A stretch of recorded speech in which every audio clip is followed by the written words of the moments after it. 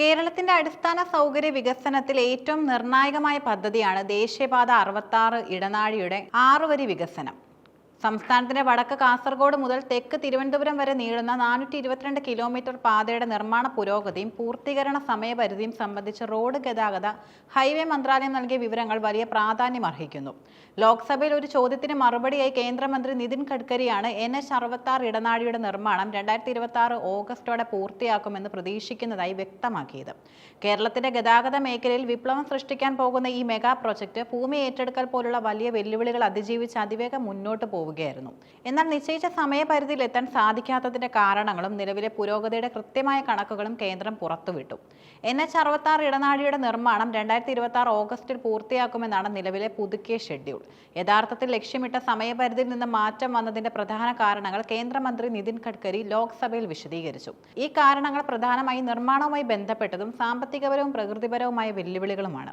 പദ്ധതിയുടെ രൂപരേഖയിൽ ഇല്ലാത്തതോ പിന്നീട് കൂട്ടിച്ചേർക്കേണ്ടി വന്നതോ ആയ അധികാര നിർമ്മാണ ജോലികൾ, നിർമ്മാണത്തിന് ആവശ്യമായ മെറ്റീരിയലുകളുടെ ക്ഷാമം, പ്രത്യേകിച്ചും പാറ, മണൽ തുടങ്ങിയവയുടെ ലഭ്യതക്കുറവ്, കൺസെഷന്മാരുടെയും കരാറുകാരുടെയും സാമ്പത്തികപരമായ പ്രശ്നങ്ങൾ, പ്രവർത്തന മൂലധനം കണ്ടെത്താനുള്ള പ്രയാസങ്ങൾ. കേരളത്തിൽ നീണ്ടു നിൽക്കുന്നതും ശക്തവുമായ മൺസൂൺ കാലയളവും നിർമ്മാണ പ്രവർത്തനങ്ങളെ തടസ്സപ്പെടുത്തുന്നുണ്ട്. ഈ വെല്ലുവിളികൾക്കിടയിലും NH66 നിർമ്മാണത്തിനും അറ്റകുറ്റപ്പണികൾക്കുമായി ഇതുവരെ ഏകദേശം 16,500 കോടി രൂപ ചെലവഴിച്ചു കഴിഞ്ഞു. കേരളത്തിലെ NH66 പദ്ധതിയുടെ 6 വരി നിർമ്മാണം പുരോഗതിയിൽ വലിയ മുന്നേറ്റം രേഖപ്പെടുത്തിയിട്ടുമുണ്ട്.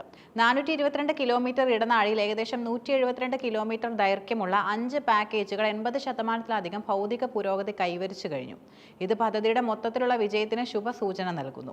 വെല്ലുവിളികൾ നിലനിൽക്കുമ്പോഴും മുന്നേറ്റം ഉണ്ടായിട്ടുണ്ടെങ്കിലും ചില പ്രധാന ഭാഗങ്ങൾ ഇപ്പോഴും പിന്നോട്ട് നിൽക്കുന്നത് മൊത്തം പദ്ധതിയുടെ പൂർത്തീകരണത്തിന് വെല്ലുവിളി ഉണ്ടാക്കുന്നു. എഞ്ചിനീയറിംഗ് വെല്ലുവിളികളും വിഭവ പരിമിതികളുമാണ് ഇതിന് പ്രധാന കാരണം. ഈ ഭാഗം 60% പുരോഗതി മാത്രമാണ് കൈവരിച്ചത്. 2026 ഓഗസ്റ്റ് വരെ സമയപരിധി നിശ്ചയിച്ചിട്ടുള്ള ഏക ഭാഗമാണിത്.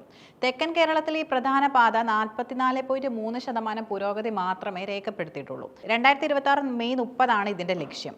ഗതാഗതം സുഗമമാക്കാൻ പ്രധാനപ്പെട്ട ഈ ജോലികൾ 48.5% പുരോഗതിയിലാണ്. 2026 മാർച്ച് 5 പുതുക്കിയ പൂർത്തീകരണ തീയതി.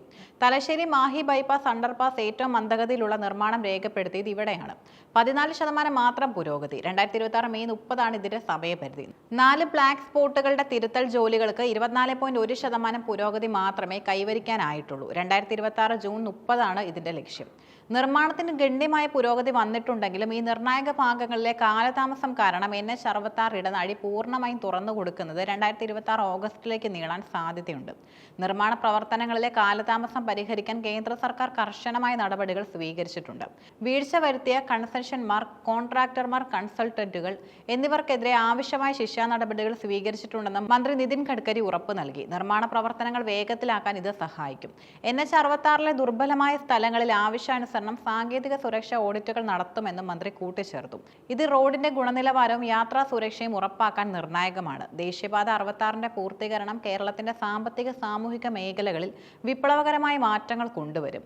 യാത്രാസമയം ഗണ്യമായി കുറയ്ക്കാൻ ഇത് സഹായിക്കും. ചരക്ക് നീക്കം വേഗത്തിലാക്കുകയും സംസ്ഥാന തുറമുഖങ്ങളിലേക്കും വ്യവസായ കേന്ദ്രങ്ങളിലേക്കുമുള്ള പ്രവേശനം മെച്ചപ്പെടുത്തുകയും ചെയ്യും.